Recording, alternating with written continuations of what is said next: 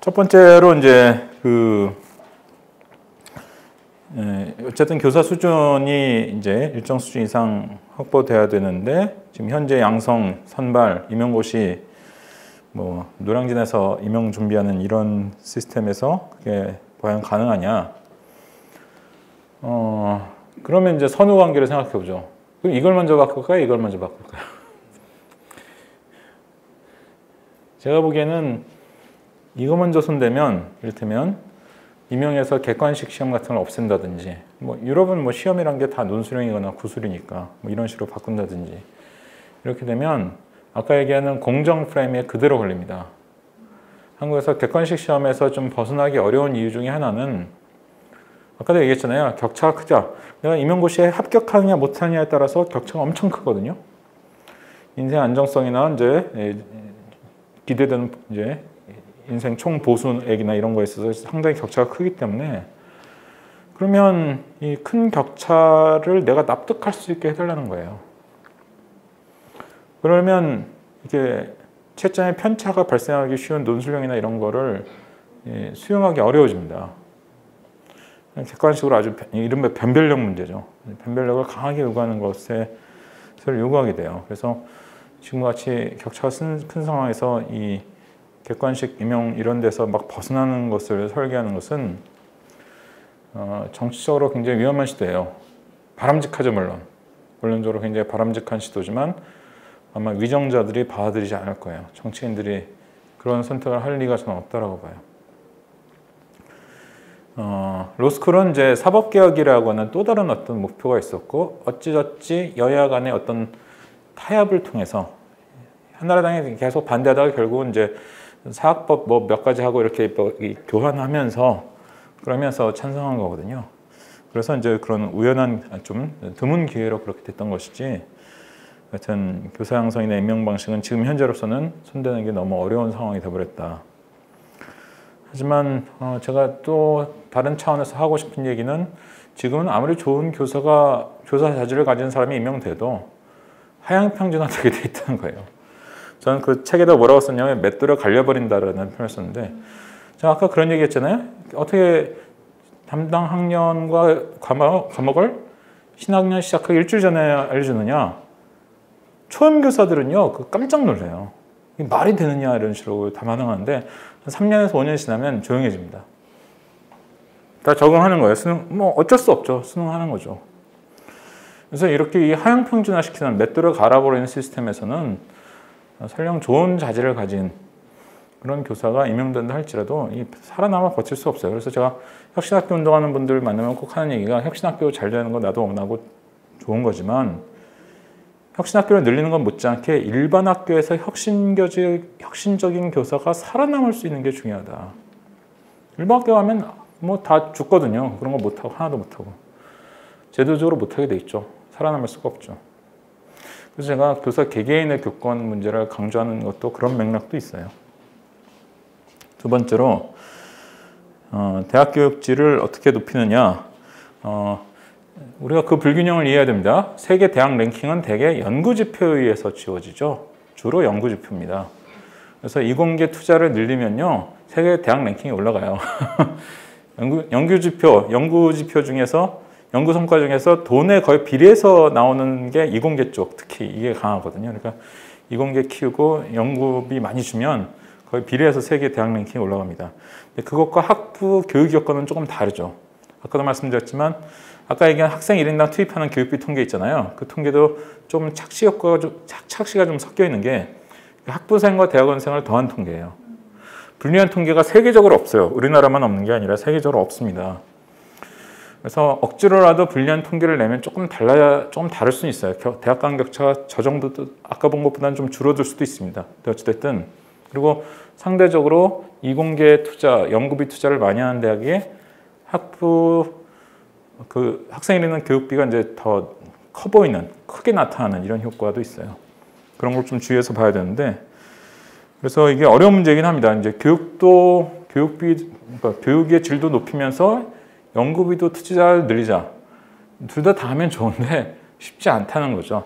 그래서 제가 아까 현재 대학들의 스타트 라인이 다르다는 것을 일단 인정하고 현실적으로 인정하고 주어지는 펀드를 활용해서 우리는 연구 중심으로 가겠다, 우리는 교육 중심으로 가겠다라는 걸 대학들이 재량권을 활용해서 전략적 선택을 할 수 있게 허용하는 게 오히려 더 문제를 푸는데 좋은 방법일 수 있다는 거예요. 마지막으로 고용. 물론 노동시장이라는 게 경쟁을 촉발하는 효과가 있죠.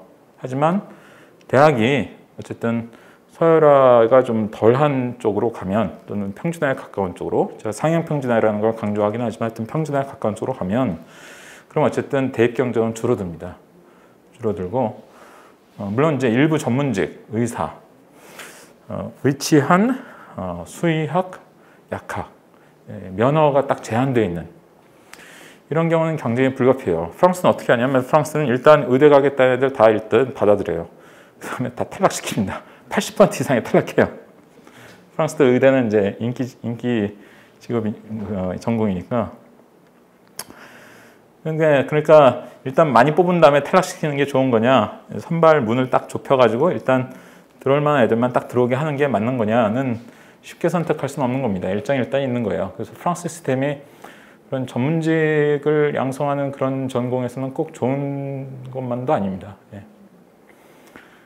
그래서 독일은 의대 같은 데는 선발을 다 하죠. 정원 제한 딱 하고. 독일은 많은 학과는 프랑스처럼 하지만 일부 학과는 딱 정원 두고 성적 좋은 애 딱 선발합니다. 예. 어쨌든 얘기가 좀 옆길로 샜는데, 그래서 노동시장의 압력을 우리가 이제 고려 안 할 수가 없고 영향을 받는 건 맞지만, 그래도 대학 자체가 격차가 줄어들면 교육 경쟁은 좀 상당히 줄일 수 있는 것은 확실하다. 직업교육, 한국에서 이제 특히 제가 보기에 크게 세 가지 빠져있는 직업교육이 IT, 물론 많이 타고 있지만 IT 산업이라는 게 워낙 나날이 커지고 있고, 산업적으로만 커지는 게 아니라 다른 업종에서도 IT와 연관된 역량을 가진 인력 수요가 계속 늘고 있기 때문에 IT와 관련된 직업교육적인 공급은 굉장히 중요하다. 또 하나가 건설. 우리나라 건설 건축업의 이 고용이 전체 고용의 10% 정도 되거든요. 굉장히 큰데 고등학교 수준의 직업교육에서 완전히 빠져 있어요. 제가 진짜 놀란 게, 독일이나 이 덴마크나 이런 데 유럽의 직업교육 잘 되는 나라들 보면요, 오늘은 수업 목표가 뭐냐, 오늘은 화장실을 만드는 거야. 그래서 직접 화장실을 만들어요. 예, 진짜. 그럼 우리가 잘 알지만 예를 들면 타일공 일당 많이 받으면 20만 원, 30만 원도 받거든요. 물론 다 그렇게 많이 받는 건 아니지만, 독일에서는 벽돌 쌓기도 가르칩니다. 조적도 다 가르쳐요. 한국에서는 거의 도외시는 부분이죠. 그래서 요즘 외국인 노동자들이 거기 다 점유하고 심지어 십장 수준까지 올라가고 막 이 복잡한 문제가 됐어요. 그래서 직업교육에서 우리가 이제 확대해야 되는 게 IT하고 건설하고 일반 중간 매니저. 예를 들어 내가 맥도날드의 점장 또는 부점장이 되는 게 목표라고 가정해 봤을 때, 그럼 우리나라 직업교육에서 그런 교육 받을 수 있냐? 못 받습니다. 일반고도 그렇고 실업계고도 그렇고. 뭘 할 수 있어야 되겠어요? 이게 생각보다 올라운드 플레이어 능력이 필요하죠. 노무도 해야 되고, 재무도 좀, 세금이나 재무도 좀 알아야 되고, 이를테면 재료 수급이라든지 또는 뭐라고 해야 되나, 물류 관리 제대로 못하면 재고가 너무 많으면 썩어서 이제 버리는 거고, 없으면 없어서 못 파는 거고, 상당히 다각적으로 여러 가지를 알아야 되거든요. 기본적으로 협업 능력이나 이런 의사소통 능력도 필요하고, 가능하면 영어를 할 수 있으면 더 좋고, 이제 수능 영어 말고 진짜 의사소통 중심 영어. 근데 그런 거 우리나라에서 안 됩니다. 그러니까 크게 보면 좀 크게 비어 있다고 생각되는 직업교육 분야가 이제 IT와 관련된 것, 건설, 그리고 일반 도소매나 이제 서비스업에서의 중간관리자급 이와 관련된 것인데, 엑셀도 쓸 수 있어야 되고, 엑셀 쓸 수 있느냐 없느냐에 따라서 직장에 가서 할 수 있는 일이 굉장히 달라지죠. 그런 것들 하여튼 고려해서 직업교육 설계를 좀 해야 된다. 아까 얘기한 포용적 고교학점제 그런 걸 적극적으로 끌어들여야 된다라고 보는 거죠. 여기서 먼저 질문하신 거를 보면, 원격 교육에 있어서 평가 문제는 중간고사, 기말고사도 다 원격으로 할 수도 있죠. 그 툴은 있어요. 삼성 이제 입사할 때 보는 시험을 온라인으로 원격으로 치를 수 있잖아요. 치르고 있잖아요, 지금. 물론 이제 카메라를 켜놓고 뭐 어디 이상을 벗어나면 안 되고 이제 몇 가지 룰이 있죠. 할 수 있습니다. 그래도 어쨌든 기술적으로 불가능한 건 아니에요. 다만 이제 어쩌다가 이제 접속이 끊겼다든지 뭐 등등등 뭐 다양한 사고가 있을 수 있고, 근데 그건 어차피 감수해야 되는 문제고. 그래서 평가는 충분히 가능하다. 심지어 꽤 심도 있는 평가도 가능하다. 우리가 논술형 평가의 가능성을 좀 확대시켜서 생각해 보면 상당히 심도 있는 평가, 깊이 있는 평가, 다양한 평가도 가능하다는 거죠. 그리고 뒤처진 아이들에게 아까 제가 프로그램 컨텐츠라는 표현을 썼잖아요. 제가 10년 전에 이제 서울시 교육청에 보좌관으로 일할 때 영어 교육과 관련된 거를 이제 그 시범 보급을 해가지고 굉장히 성과가 좋았는데 다음 교육감이 예산을 잘라가지고 그냥 날아가 버린 게 있었는데 제 책에도 자세하게 재밌게 써놨습니다. 근데 지금 2020년 기준으로 봐서는 웬만한 교육업체가 상당히 다 훌륭한 프로그램 콘텐츠들의 세트를 완성해 놓고 있어요. 또 다 점점 더 발전을 시키고 있고, 우리가 잘 몰라서 그렇지 그게 세계적으로 굉장히 경쟁력 있는 콘텐츠예요. 다만 언어 장벽도 있고 각국마다 교육 과정도 다르고 해서 잘 수출하거나 전달이 안 돼서 그런 거지. 그런 거 아까 제가 뭐 모듈화 시켜가지고 콘텐츠 오픈마켓에 뭐 어떻게 유통시키고 이런 얘기도 했지만 그런 걸 적절히 활용하면 뒤처진 아이들에게 효과적인 어떤 서비스를 제공하는데 굉장히 도움이 됩니다. 그런 것들이. 거기에 이제 인공지능 같은 건 이게 결합시켜서 더 고급 기능을 구현할 수도 있고요. 아까 캠프 제안이 반영된 게 뭐냐, 캠프 시점 생각과 달라진 게 뭐냐. 제 책에 보면 몇 가지 나옵니다. 제가 모든 것을 말할 수는 없는데 네. 모든 것을 말할 수는 없으나 하여튼 네, 책을 보시면 재밌게 이랬구나라는 것을 알 수 있고요. 어쨌든 제 책을 보시면은 그냥 언론 보도를 통해서 피상적으로 이러지 않을까 추정했던 것이 굉장히 실상이 다르네 이런 것을 느끼신 것이 많이 있을 겁니다. 독일 교육이 입시가 폐지된 교육이냐? 아닙니다. 독일에도 입시가 있죠. 입시라는 말에 두 가지 의미가 있습니다. 첫 번째는 외부 시험, 내 담당 교사가 아닌 사람이나 기관이 출제한 외부 시험. 이런 의미의 입시는 아까도 얘기했지만 OECD 35개국 중에 두 나라 빼고 다 있습니다. 독일은 이제 아비투어라고 해서 그걸 일종의 디플로마, 일종의 학위로 보기도 하고 졸업 인증이라고 보기도 하는데 일정 점수 이상 받아야 이제 이 아비투어를 받는 거예요. 근데 한국식으로 표현하면 졸업장인데 쉽진 않습니다. 독일은 고등학교 졸업장이지만. 근데 그것의 3분의 2는 내신 성적으로, 3분의 1은 주정부에서 주관하는 외부 시험으로. 그래서 독일에서는 아비투어란 말을 두 가지로 써요. 그 학위 또는 졸업 인증을 아비투어라고 부르기도 하고, 그 시험을 아비투어라고 부르기도 해요. 그래서 독일에서는 그게 두 가지 의미로 그냥 같이 쓰인다는 걸 이해하셔야 됩니다. 근데 김누리 교수는 그거를 입시가 아니라고 주장하죠. 왜? 아비투어는 졸업 인증 내지는 학위지, 그게 대학 입학을 위한 무슨 그게 아니다라고 주장하시지만, 독일도 대학의 학과가 두 가지가 있어서 프랑스처럼 일정 점수 이상만 되면 무조건 그냥 받아주는 그런 학과와 정원을 두고 선발하는 학과가 있는데, 주로 인기 학과들이 정원을 두고 선발하는 학과입니다. 여기에 지원하면 그 아비투어 점수를 결정적인 역할을 합니다. 특히 의대, 약대 이런 인기 학과 가려면 점수 굉장히 높아야 돼요. 그럼 이게 입시 역할을 하는 거죠, 이게. 이름이 입시가 아니라고 해서 입시가 아닌가? 기능적으로 입시 역할을 하면 그게 입시인 거지. 영국도 비슷해요. 영국에 고등학교 마지막 2년 동안 A레벨이라는 걸 준비해서 시험을 보는데, 영국은 내신도 반영 안 합니다. 근데 A레벨이라는 시험은 원래는 그 과목의 낙제냐 이수냐를 판가름하는 시험이에요. 거기서 일정 점수 이하면 얘는 낙제입니다. 이거 2년 동안 공부했지만 너는 그냥 낙제인 거야. 이건 F인 거야, 이거. 이 과목은. 그런 시험이지만, 낙제 여부를 판별하는 시험이지만 입시 기능을 합니다. 왜? 그거 대학에 내거든요, 지원할 때. 대학 안 가면 물론 안 내지만 대학 가야 되면 내거든요. 영국은 대학 진학률 높지 않아요? 그러니까 안 내는 애들도 많아요. 안 내는 애들은 그걸로 그냥 끝나는 거예요. 낙제 안 했어, 나 이렇게 해서 몇 점으로 통과했어, 끝. 하지만 대학에 진학할 애들은 대학에 내서 그 점수가 대학 입학 합격 여부에 결정적인 작용을 하거든요. 그럼 그게 입시죠. 그게 입시 기능을 하는 거죠. 그래서 독일의 입시가 폐지된 나라냐? 그렇지 않다는 거예요. 그런 의미에서. 근데 독일이 이제 프랑스는 모든 학과가 정원이 없이 무조건 받아들이고 일정 점수 이상 되면 바칼로레아에서, 독일도 상당수 학과는 그렇게 해요. 반 이상의 학과가 그렇게 합니다. 근데 그런 학과는 탈락률이 높아요. 프랑스 의대는 막 80% 이상 탈락하고요.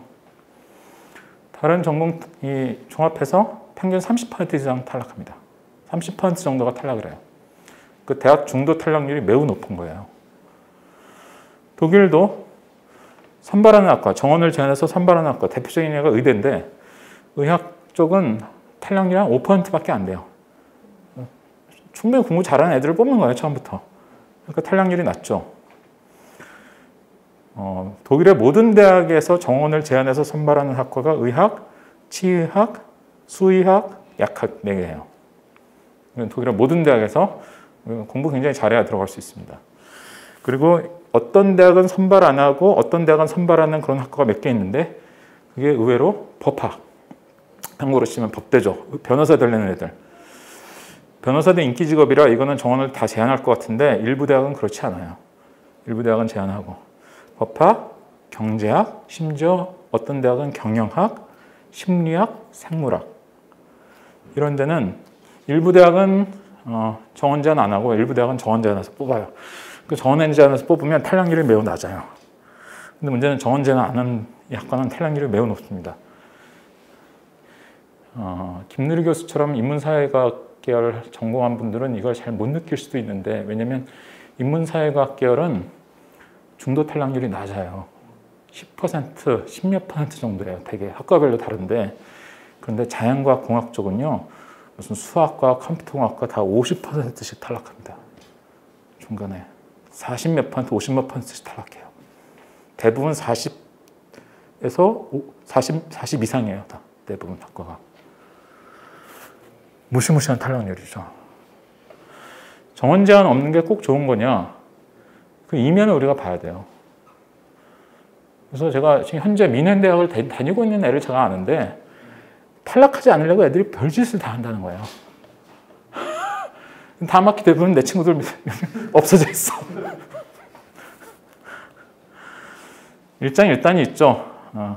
그 이면을 봐야 된다는 겁니다. 입시 없다라고 하는 것에 뭐 정확한 말일 수도 있고 입시 없다는 표현이 부정확한 표현일 수도 있는데 설령 어쨌든 최대한 잘 취지를 좀 잘 이해를 해준다 할지라도 그 이면을 또 생각해 보면 그러니까 스웨덴, 핀란드는 다 선발하거든요. 그래서 거기서 스웨덴, 핀란드는 심지어 대부분 독일도 인기학과는 그렇지만 주로 성적순으로 선발하거든요. 왜 그런지를 좀 이해해야 돼요. 그렇게 평등을 중시하는 스웨덴, 핀란드가 왜 무조건 안 받아들이고 딱 정원을 제한해가지고 딱 선발을 하느냐. 그거 생각해 봐야 된다. 그리고 김누리 교수가 얘기한 것 중에 대학서열. 그거는 대학서열 없애는 건 좋은 얘기지만 한국에서 국립대 통합을 통해서 그게 달성을 될 수 있느냐? 그렇지는 않다는 거예요. 그거는 제 책에 워낙 자세하게 분석을 해놨으니까 보시고, 아까 제가 기본적인 얘기는 했죠. 그러니까 그거는 영 그분이 다 엉뚱한 얘기를 했거나, 영 그분이 틀린 얘기를 하는 거라기보다는 그 말의 취지에 공감함에도 불구하고 한국의 토대, 한국의 현존하는 대학 구조와 시스템에는 너무 좀 접점을 찾기 어려운 말이라는 거고, 그래서 좀 다른 접근을 해야 된다. 그게 제 주장인 거고요. 등록금 폐지는 저도 찬성하지만 한국에서 어려운 이유는 대학 진학률이 지나치게 높기 때문이에요. 그래서 그 모든 대학의 등록금을 다 없애주려면 엄청 돈을 많이 써야 됩니다. 한국에서. 그래서 그게 사회정의에 꼭 부합하냐. 고졸 대비 대학 간 애들은 어쨌든 정부로부터 더 많이 그렇게 등록금 형태로 지원받는 건데 하여튼 그런 논란이 좀 있는 거죠. 그래서 제가 아까 대학개혁 이런 얘기, 포용적 상향평준화 얘기하면서도 등록금 얘기를 안 했잖아요. 일부러 안 한 거예요. 그 변수를 또 집어넣으면 너무 복잡해집니다. 그래서 등록금 시스템은 지금 현행이라고 가정하고 제가 얘기한 거예요. 등록금이 없는 나라들이 꽤 있죠. 독일도 한때 일부주에서 생겼다가 다시 없앴습니다. 그래서 독일 없죠. 스웨덴, 핀란드 이런 데 없죠. 프랑스도 등록금 1년에 20몇만 원인가 그래요. 거의 없는 나라예요. 예. 근데 세계에서 등록금이 제일 비싼 나라가 평균 등록금으로 봤을 때 미국이고 2등이 일본. 원래 영국이 싼데 점점 급속히 비싸지는 지금 3등. 4등이 한국입니다, 지금. 그러니까 한국은 이제 등록금 문제도 심각한 문제지만 그래도 박근혜 정부 이후에 소득 비례 등록금을 사실상 한 거죠. 소득 높으면 등록금 많이 내고 소득이 낮으면 좀 적게 내라. 사실상 그렇게 국가장학금 제도를 운영하고 있잖아요. 그래서 불만은 조금 많이 줄어든 편이에요. 그래도 예전보다. 제가 등록금 폐지를 반대하는 게 아니라 다만 등록금 폐지라는 것이 대학생이 지금 과잉한 상황에서 사회정의와 관련해서도 약간 위배되는 측면이 있을 뿐만 아니라 조금 더 기술적인 측면에서 제가 아까 얘기한 다른 개혁을 얘기하면서 등록금 문제까지 얹어서 얘기하면 조금 너무 복잡해져서 제가 뺀 그런 부분도 없지 않아 있습니다. 그래서 저는 최근에 이제 피렌체 식탁이라는 그 온라인 저널에 김누리 교수 비판하는 이제 글을 썼는데 어떤 반론이 나올지 좀 있으면 영국 가야 되는 입장에서 한국을 떠야 되는데 지금 그것 하여튼 걱정도 되고 좀 기대도 되고 그렇습니다. 알겠습니다. 오늘 발표는 여기까지 하시는 걸로 하시죠. 수고하셨습니다.